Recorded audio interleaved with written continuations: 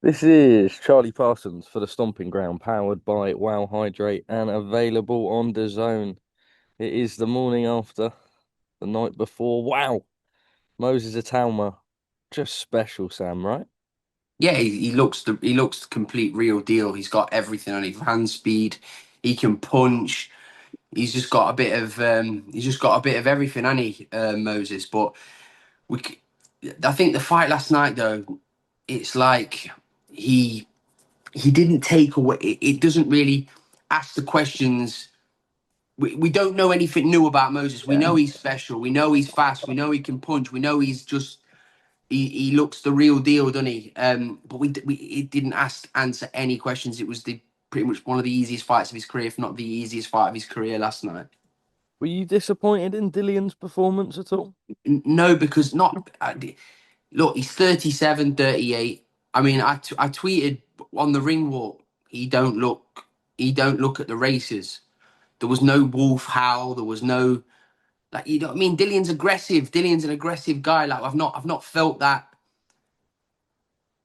I felt like it's been a fed up Dillian. Do you know what I mean? Like it was not the Dillian Whyte we're used to seeing. But look, it's hard because you don't want to downplay Moses' performance because look, Moses has to go in there and beat who's put in front of him.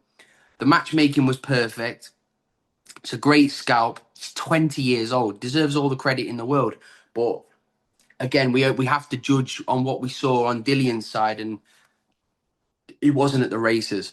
We're hearing that he went into the ring with a possible injury. Is there any that you heard on your end? Yeah, I've heard it all week. But look,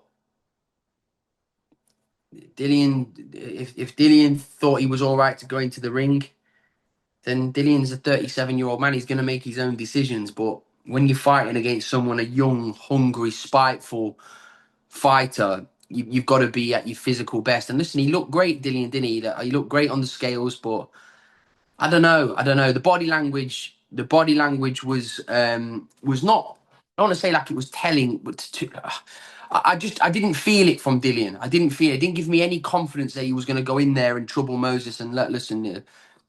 It's not about being right, is it? It was just Moses just destroyed him. You do make the valid argument that although you can only beat what is in front of you, the fact that he's never gone past 4 rounds at We some don't know point. anything about him. Yeah. We don't know anything new about him. We know he's special. We know he can punch. We know he's fast. We know his feet are unbelievable. His precise punch picking, fantastic fighter. But we don't. The only type that listen, you're gonna get like I tweeted Bacoli if Bacoli's fit, right? Because Bacoli's looked just horrible in his last two fights. So awful shit. So if Bacoli can get himself into decent nick, that's a Philip great Bergovic? fight. Just about to say, if you let me finish, Parsons, with your new floppy hair. Yes, Filip Hrgovic, Abel Sanchez trained Filip Hrgovic, who is 15 round fit, big, strong, got a great pedigree. That's the type of fight that will show you how great Moses is or going to be. We always hear just how fantastic he is from sparring. We can see it in the ring. You only had to look at when he turned over pro. I think is the last tournament he entered as a youth amateur, all first round knockout.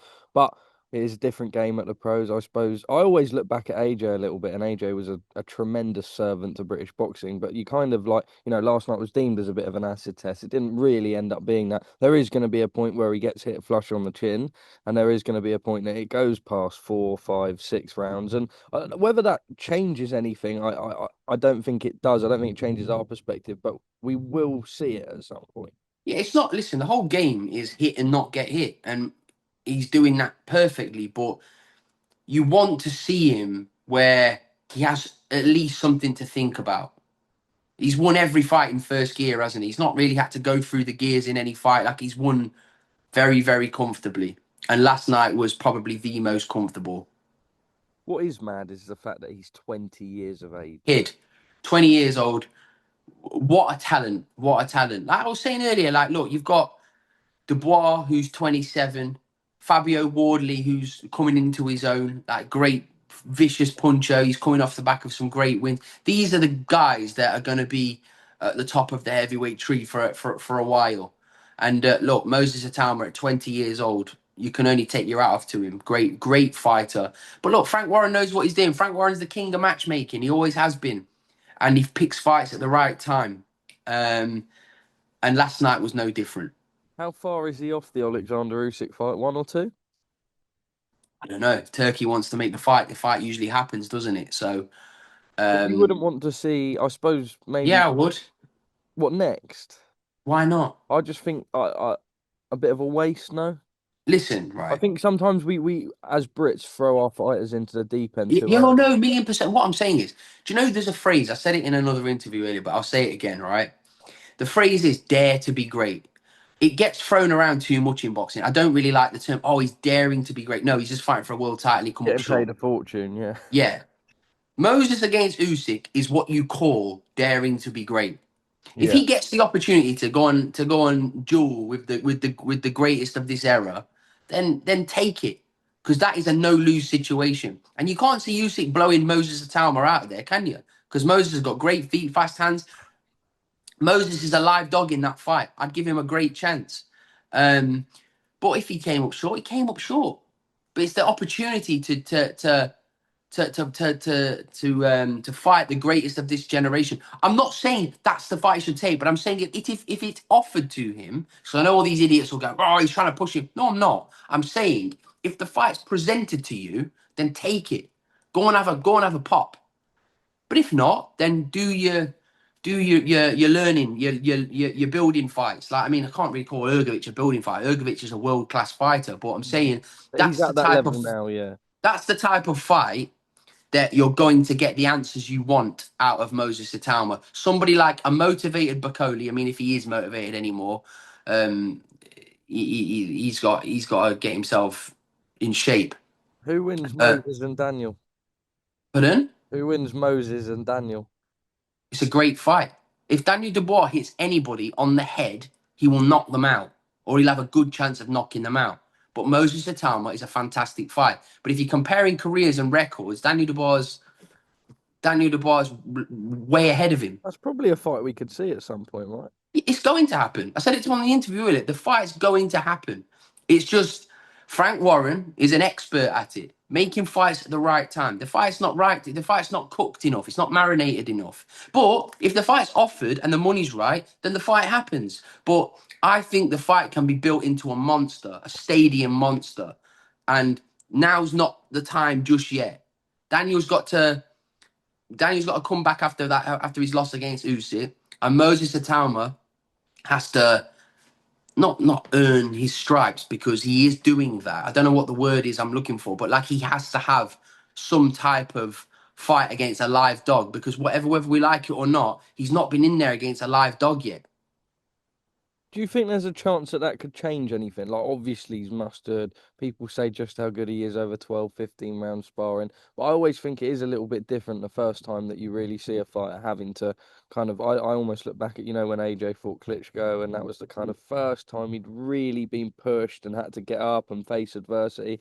Oh We, no, no, he got wobbled against Dillian Whyte in a well, British yeah, title fight at the O2 yeah, Arena. yeah, So he had yeah. to show something there because that turned into a street fight. AJ had it all his own way, and obviously AJ won in dramatic fashion against Dillian. But he needs that type of Yeah. fight. He needs somebody that's going to. I'm not because Moses could do that to everybody. Who knows? He could have done that to a prime Dillian Whyte. We can't say he's not. He couldn't have because we're not in that position to find out. But I'm saying that we're only going to get the answers we want over Moses when he does fight somebody that is in their prime and with lots of ambition. What is the odds in if it was tomorrow that they were to make Oleksandr Usyk against Moses Itauma? Usyk's the favorite against any heavyweight, right? He's the But favorite against is it a every. 70-30? Is it an I don't 80-20? know because we don't know. We what we do know is Moses is full of ability, right? He's full of ability, can punch, great feet. We're not going through it all again. Great fighter, right?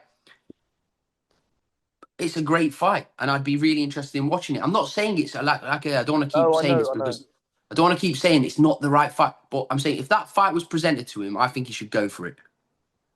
Is it sad? And I suppose Moses would be the better person to ask this, but he's obviously grown up watching the whole Fury AJ era. He probably won't fight either of them, and probably for good reason. If you're Fury AJ, Yeah, it's not, no, it's not sad more because financial. there's errors. There's errors to it. But they have That's why. kind of come into the same at the back end of. Yeah, it's Tyson Fury's 37, AJ's what, 36, 35, Mm. 36. It's AJ shouldn't fight Moses Itauma. Fury AJ, I want them two to fight and then Yeah. they can do what they're doing. But if Usyk wants to accept that type of challenge, which he doesn't have to, by the way. No one would begrudge Usyk by saying, no, why should I fight this kid? I've got 1 or 2 fights left. Why should I fight this kid? So no one would ever accuse Usyk of ducking Moses. But I'm saying if the opportunity arises for Moses, you should take it with both hands because you're going to throw down with the greatest of this era. Sam, what did you think of David Adelaide? I thought he showed great heart. His And stock's gone Hergovich, to up. be I think fair, he'll kick didn't he? himself after watching it because I think he could have had a go a bit sooner.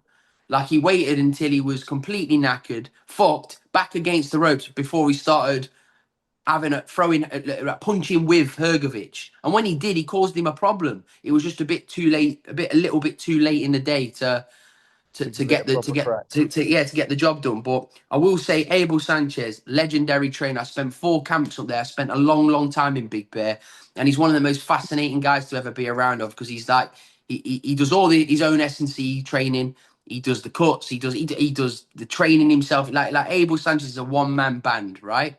He'll have his son in his corner, but he's a one-man band. And when Ergovic had that horror cut over his face, Abel Sanchez, whilst giving him instructions, stopped one of the most horrendous cuts you'll ever see. Legendary behavior from Abel Early Sanchez. doors So as well. legendary behavior. That's why he's a Hall of Fame trainer. We still have a British world champion, male world champion in Nick Ball. Yeah, very close fight. It I was did think actually. Nick I thought won the it, but cards were a bit wide. 118, 110, ridiculous card. The fight was very close. Some people had Goodman winning. I didn't. I thought Nick Ball edged the fight.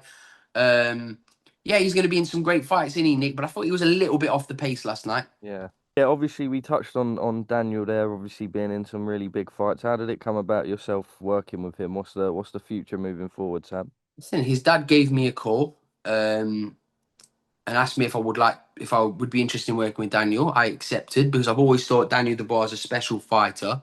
Even from when we was in opposite corners with Joe Joyce, I always thought if you can get Daniel Dubois right between his ears, Daniel Dubois is a special fighter, and I still believe that. And like you say with Moses only being 20 years old, Daniel Dubois is 27. He's boxed Oleksandr Usyk twice. He's beat Hergovich. He's boxed Joe Joyce. He's beat Jarrell Miller. He's beat Kevin Lorena. He's got his CV is ridiculous at the age of 27 years old, former world heavyweight champion. And the sole purpose of doing this is for him to become a 2-time world champion. So looking forward to it. Getting my teeth into it. I had like my first week working with him last week. I spent a bit of time with him down south, and yeah, looking forward to it. Are you enjoying it? Yeah, definitely. I wouldn't do it if I didn't enjoy it. If I didn't think I could make a difference, I think I'd bring value. I don't give a fuck what anyone else thinks, but I know I'll bring value to him. So we'll see. Samuel, always lovely speaking to you. What is the last note that you want to leave the viewers with on a lovely Sunday? Southampton are away in an hour's I time. don't want to give it like a motivational speech because people will just like think like, what the fuck is he saying? But what I will say is that the weather's great. Get whatever work you've got to do, get it done and do it with 100%. That's what I'll say. Sam Jones, thank you for speaking to us at the Stomping Ground.